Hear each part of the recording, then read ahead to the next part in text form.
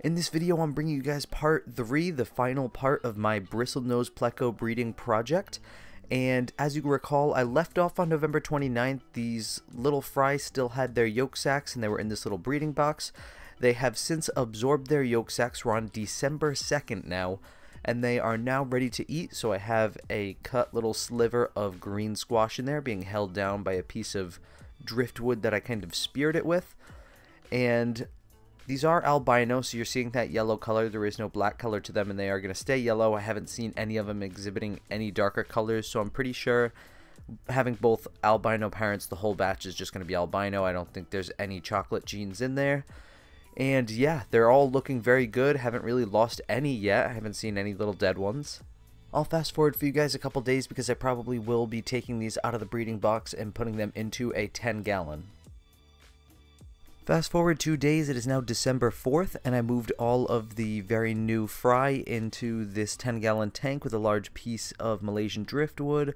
I have some more cucumber in there and a small little kind of sponge filter, hybrid filter that you can load some media into, and a little thermometer in there with a heater, keeping this at an even 78 degrees. And yeah, this is the setup I'm working with here. I'm feeding them once to twice daily, pretty much just trying to always keep food in front of them. And my plan is going to be going forward probably 2 50% water changes a week. I think that's what I'm going to do with the 10-gallon tank here. I pretty much can do a 50% water change with one 5-gallon bucket, which makes it pretty easy and simple. So that's going to be the plan going forward. 3 days have passed and the fry are all looking good. They all are eating, and I only have lost a small handful, 1 or 2 here and there, but for the most part they're all still looking good. And an interesting development, I have another batch of eggs now. This batch of eggs was a young super red male and a chocolate female that I had in the tank crossed, so I'm pretty sure the chocolate's just going to take over. They're all going to be chocolate. But yeah, I have another batch of eggs sitting in the egg tumbler right now, ready to hatch, or well, not ready to hatch, but waiting to hatch. So interesting development. We're going to have some more fry here very soon. The date is now December 10th, and a good portion of those eggs have hatched. They haven't all completely hatched. They're actually kind of like in the process of hatching right now as I speak. But already, I think I can already kind of tell just by looking at them that they are slightly darker than the last set of fry. So definitely don't have any like super red or albino coloring to them. I'm pretty sure these are all just going to come out chocolate. Only time we'll be able to tell, but yeah, this batch is hatched. I don't know how long they were inside of the cave. You'll remember I got them out on December 7th, so we'll wait and see what they look like. Fast forward to the end of the month, it is now December 29th. I hope everybody enjoyed their holiday. That batch of fry did end up being all chocolate, so I now have a mix of chocolates and then slightly larger albinos inside of this small little grow out tank, which they will be moving to a larger tank as they grow, but for now with their very small size this will do. I'm doing very frequent water changes and always keeping food in front of them, and everybody's looking good, and I have a lot of great fry here.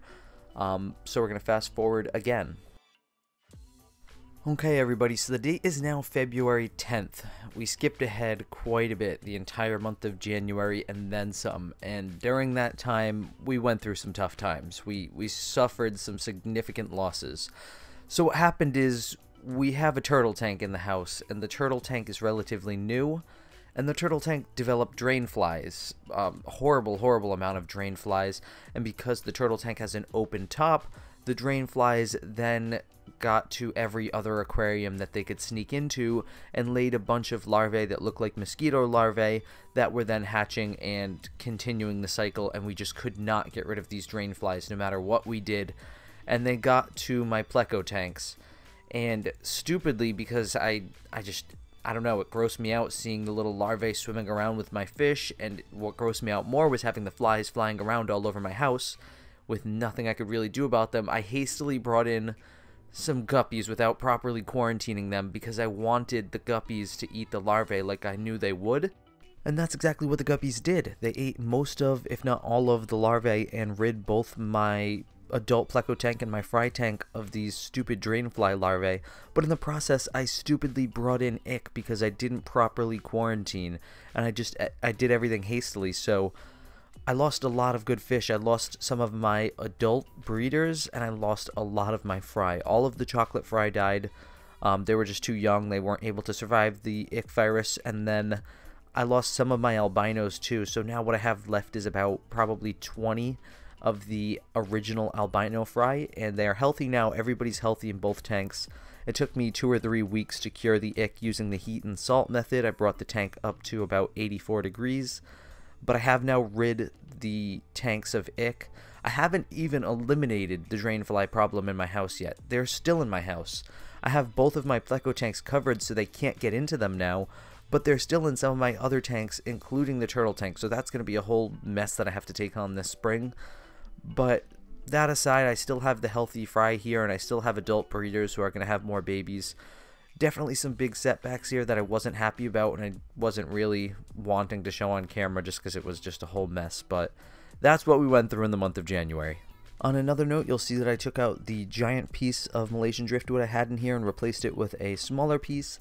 I found that the bigger piece was making it tough to see the fish underneath, and I really liked being able to see all of my fish and monitor their health and everything, so went with a little bit of a smaller piece, and I've lowered the temperatures back down to their normal 77 degrees now that the ick has been fully ridded from the tank.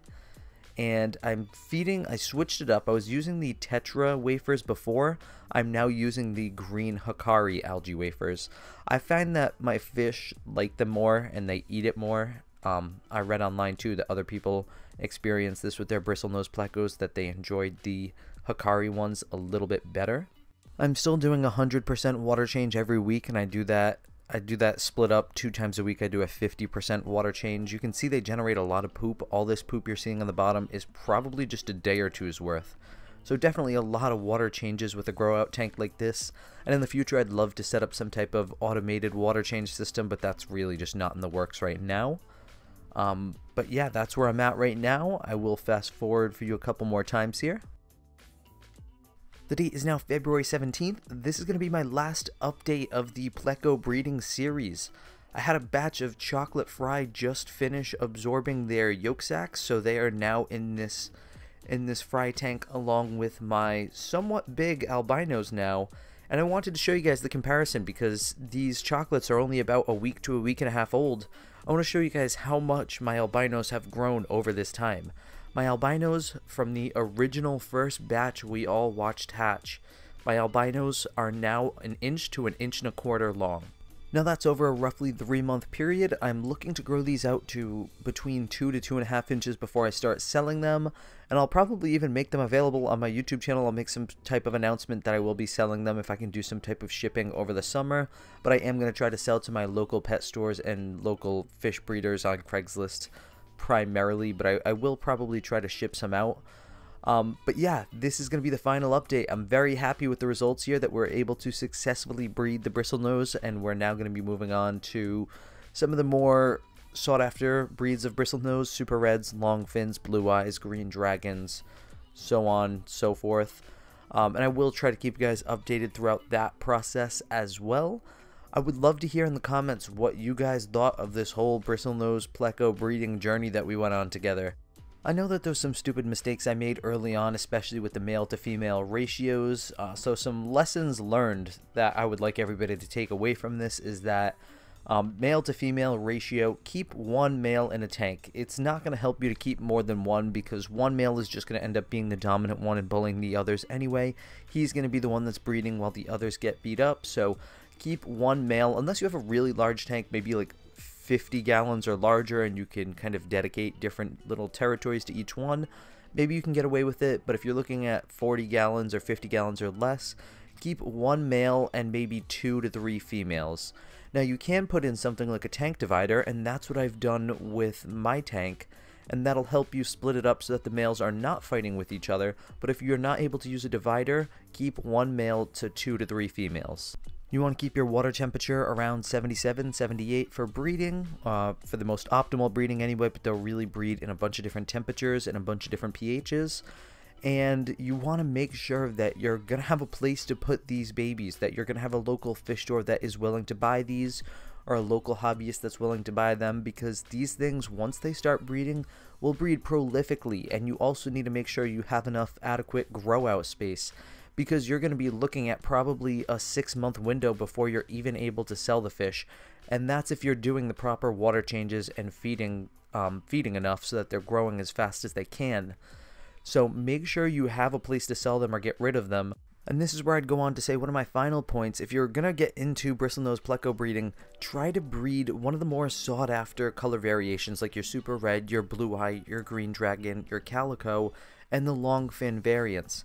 They're easier to sell, you can get more money for them, and that way you're earning more and you're able to get rid of them faster. You don't want to end up with a bunch of chocolates and a bunch of albinos nobody wants to buy.